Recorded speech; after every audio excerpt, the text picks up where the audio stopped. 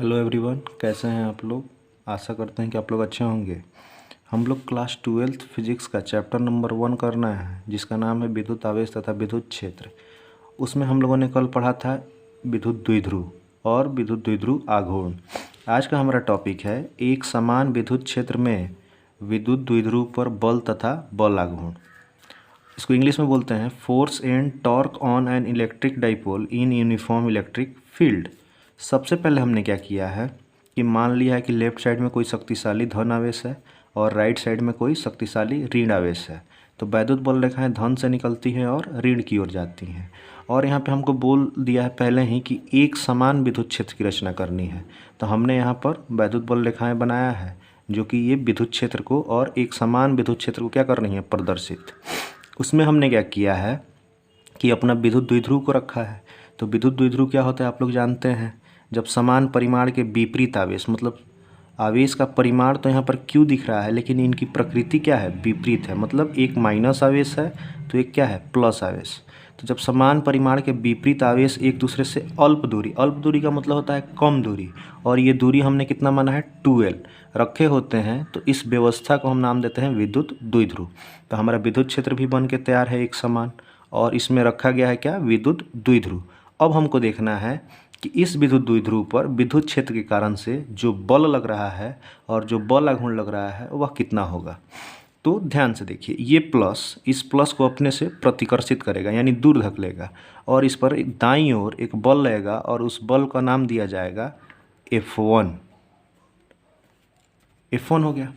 अब सोच के देखिए, ये जो ए सिरा पर रखा गया है माइनस क्यू आवेश, इसको प्लस अपने तरफ क्या करेगा, आकर्षित करेगा, जिसके कारण से आकर्षण के कारण से क्या होगा कि ए सिरा पर रखे माइनस क्यू आवेश पर एक बल लगेगा और उसकी दिशा हो जाएगी बाईं ओर, और इस बल को हम डिनोट करेंगे F2 से। अब बारी आती है कि सर F1 व F2 जो बल लग रहे हैं ये आखिर इनका परिमाण कितना होगा। तो परिमाण निकालने के लिए आप लोग पढ़े होंगे कि F बराबर होता है Q इंटू ई, जहाँ ई होती है विद्युत क्षेत्र की तीव्रता और Q होता है आवेश। तो यहाँ पर हम देख रहे हैं कि प्लस Q आवेश रखा गया है, आवेश का परिमाण कितना है Q, और विद्युत क्षेत्र की हमारी तीव्रता कितनी है E। तो E के कारण से Q पर जो बल लगेगा वह हो जाएगा Q इंटू ई। वैसे ही अगर F2 का परिमाण निकाला जाए तो यहाँ पर भी आवेश का परिमाण कितना है Q, और विद्युत क्षेत्र की तीव्रता कितनी है E, क्योंकि हमारा जो विद्युत क्षेत्र है वह एक समान है तो तीव्रता हर एक बिंदु पर क्या होगी, समान। तो यहाँ पर भी निकल के आएगा F2 का वैल्यू Q इंटू ई। अब आप लोग क्या देख रहे हैं कि इस विद्युत द्विध्रुव पर दो बल काम कर रहे हैं, F1 व F2, और जिनका परिमाण क्या है, समान है, लेकिन दिशाएं क्या हैं, विपरीत हैं। तो अगर हम द्विध्रुव पर नेट बल निकाल लें तो नेट बल हमारा क्या हो जाएगा, शून्य होगा। अब कहिएगा कैसे। तो आप लोग क्लास 11th में वेक्टर पढ़े होंगे, जब दो सदिश एक दूसरे के विपरीत होते हैं तो उनका परिणामी जब निकाला जाता है तो जोड़ा नहीं जाता है, घटाया जाता है। तो आइए हम लिख लेते हैं, एक समान विद्युत क्षेत्र में रखे विद्युत द्विध्रुव पर लगने वाला नेट बल, और उस नेट बल को हम दिखा रहे हैं किससे, F से। F इज इक्वल टू हो जाएगा, अब इन दोनों को पता है दिशाएं विपरीत हैं तो ये तो जुटेंगे नहीं, ये क्या होंगे, घटेंगे। तो F1 माइनस कितना हो जाएगा, F2।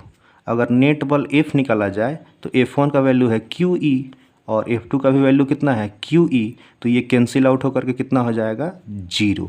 तो इससे हम लोग को यह पता चल गया कि जब कोई द्विध्रुव एक समान विद्युत क्षेत्र में रखा होता है तो उस पर जो नेट बल काम करते हैं वह कितने होते हैं भाई, 0 होते हैं। अब हमारा अगला पॉइंट है कि बल तो निकाल चुके हैं, अब निकालना है बल आघूर्ण। तो आइए हेडिंग लगा लेते हैं।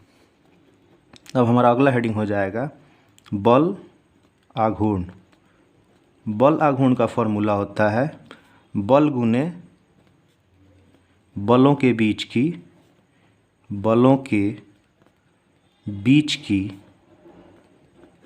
लंबवत दूरी, लंबवत दूरी। अब आपके मन में डाउट उठ रहा होगा कि ये बल आघूर्ण आखिर है क्या। सोचिए थोड़ा सा। ये द्विध्रुव एक समान विद्युत क्षेत्र में रखा है, इस पर दो बल काम कर रहे हैं, दोनों की दिशाएं क्या हैं, विपरीत। तो ये जो हमारा द्विध्रुव रखा गया है ए बी, ये जो है स्थानांतरित गति नहीं करेगा। इसका मतलब ये हुआ कि ये दाहिने और बाएं नहीं जाएगा, लेकिन बल तो काम कर रहे हैं दो, F1 व F2, और F1 व F2 की दिशाएं क्या हैं, विपरीत, और इनकी क्रिया रेखाएं भी क्या हैं, अलग अलग। अगर हम क्रिया रेखा बनाएं तो यह जो बल है इस रेखा के अलॉन्ग लग रहा है, और F2 जो है इस रेखा के अलॉन्ग लग रहा है। इनकी क्रिया रेखाएं क्या हैं, अलग अलग, जिसके कारण से ये द्विध्रुव स्थानांतरित गति न करके यह घूर्णन गति करेगा, और यहीं पे ये क्या हो जाएगा, घूम जाएगा, घूम रहा है, जिसके कारण से इस द्विध्रुव पर काम करेगा क्या, बल आघूर्ण। और उस बल आघूर्ण का फॉर्मूला होता है बल गुने बलों के बीच की लंबवत दूरी। तो आगे आने वाले कैलकुलेशन में हमको इन दोनों बलों के बीच की क्या निकालनी होगी, दूरी। वो भी कौन सी दूरी, लंबवत। तो हम यहाँ पे एक लंब की रचना कर लेते हैं। ये जो लंब डालेंगे तो इसको हमने नाम दिया है ए, इसको नाम दिया है बी, तो इसको हम नाम देते हैं सी। और यहाँ का जो कोण है इसको हम मान लेते हैं कितनी है, थीटा। और लंब डाले हैं तो यहाँ का कोण कितना हो जाएगा, 90 डिग्री हो जाएगा, लंब है तो। अब हम क्या करते हैं कि BC का मान निकालना है हमको। तो BC क्या है, लंब, क्योंकि यहाँ पे आपको आवश्यकता पड़ेगी बल गुने बलों के बीच की कौन सी दूरी भाई साहब, लंबवत दूरी। तो ये जो BC है ये लंबवत दूरी होता है। अगर आप BC निकालना चाहते हैं तो आप यहाँ त्रिकोणमिति का एक फॉर्मूला होता है जिसका नाम है साइन थीटा। साइन थीटा बराबर होता है P/H, यानी लंब बटे कर्ण। तो यहाँ हमको BC निकालना है, तो हमारा साइन थीटा कितना हो जाएगा, ये हो जाएगा BC बटे कर्ण कितना है इसका, AB। तो यहाँ से हमारा जो साइन थीटा निकल के आएगा वह हो जाएगा BC अब बटे AC का वैल्यू कितना है, 12। तो यहाँ से जो BC निकलेगा आपका वह हो जाएगा 12 साइन थीटा। तो इसका यूज हम लोग करने वाले हैं आगे के कैलकुलेशन में। आशा करते हैं कि आपको ये समझ आया होगा। तो अब हमको निकालना है बल आघूर्ण। तो बल आघूर्ण बराबर होता है बल गुने बलों के बीच की लंबवत दूरी। तो आप लोग बल निकाले थे, बल का मान कितना है, QE, और यहाँ पर भी बल लग रहा है QE, दोनों का क्या है, परिमाण समान है। तो कोई भी एक बल ले लेते हैं। तो हम लिख लेंगे यहाँ पे बल के जगह पर QE इंटू बलों के बीच की लंबवत दूरी कितनी आई थी, 12 साइन थीटा। तो यहाँ पर हम लोग लिख लेते हैं 12 साइन थीटा। जब इसको आगे बढ़ाएंगे हम तो इसको हम थोड़ा सा रीअरेंज कर लेते हैं और इसको लिखेंगे 2QLE साइन थीटा। आप लोग जानते हैं कि ये जो 2QL दिख रहा है ये होता है, कल हम लोग पढ़ चुके हैं, ये होता है आपका विद्युत द्विध्रुव आघूर्ण, जिसको हम किससे प्रदर्शित करते हैं, P से। और यहाँ पर जो आपका विद्युत द्विध्रुव आघूर्ण होगा वह हो जाएगा PE साइन थीटा। और यहाँ बल आघूर्ण जो है इसको हम डिनोट करते हैं किससे, टाउ से। किससे डिनोट करते हैं, टाउ। अब आगे बढ़ेंगे हम तो हम लोग क्लास 11th में एक फॉर्मूला पढ़े थे कि सदिश A यानी vector A cross vector B is equal to होता है AB साइन थीटा, और साथ में आता है n कैप यानी दिशा। तो यही फॉर्मूला अगर यहाँ पे लगाया जाए तो टाउ यानी बल आघूर्ण भी ये क्या है, सदिश राशि है, और ये बराबर हो जाएगा सदिश P क्रॉस सदिश E। तो यहाँ से बल आघूर्ण के कितने फॉर्मूले मिल गए आपको, 2। सदिश टाउ बराबर हो गया सदिश P क्रॉस सदिश E, और एक फॉर्मूला हो गया टाउ इज इक्वल टू यानी टाउ बराबर हो गया PE साइन थीटा। तो बोर्ड में क्या होता है कि ये दोनों फार्मूला आपको ऑप्शन में दे करके पूछ लेता है, कभी इसको दे देगा कभी इसको दे देगा। तो आप आसानी से वहाँ पे अपने ऑब्जेक्टिव क्वेश्चन को कर सकते हैं। अब बात आती है कि सर बल आघूर्ण अगर ये टाउ सदिश राशि है तो लिख लेते हैं इसको, बल आघूर्ण यानी टाउ एक सदिश राशि है, सदिश राशि है। तो आपके मन में ये प्रश्न उठेगा कि इसकी दिशा कहाँ होगी, तो लिख लेते हैं इसकी दिशा P यानी विद्युत द्विध्रुव आघूर्ण और ई विद्युत क्षेत्र की तीव्रता के लंबवत होती है, के लंबवत होती है। लंबवत का मतलब यहाँ पर देख लेंगे, जो P की दिशा होगी और जो E की दिशा होगी उससे परपेंडिकुलर 90 डिग्री ऊपर या 90 डिग्री अंदर की ओर होगी।